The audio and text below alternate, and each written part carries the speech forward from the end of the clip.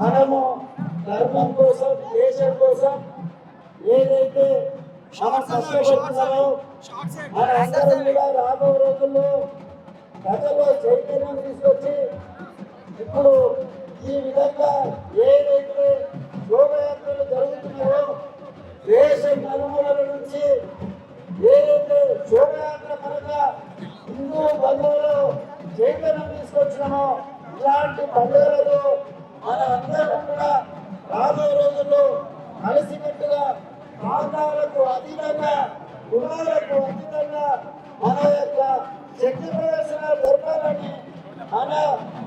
సంస్కృతి సాంప్రదాయాలను కాపాడుతూ రాబో తరాలకు అందించే విధంగా మనమందరం కూడా కృషి చేయాలని మా అన్నప్పుడు ధర్మ రక్షకులు కాబట్టి ఈ ధర్మము 4 పాదాల మీద నడిచే విధంగా మనమందరం కూడా కృషి చేయాలని ఇలాంటి కార్యక్రమాలతో ప్రజల్లో చైతన్యం తీసుకొచ్చి సంఘటితంగా హిందూ ధర్మం కోసం ఈ యొక్క జాతి కోసం దేశం కోసం మనం పాటుపడాల్సిన అవసరం చాలా ఉంది.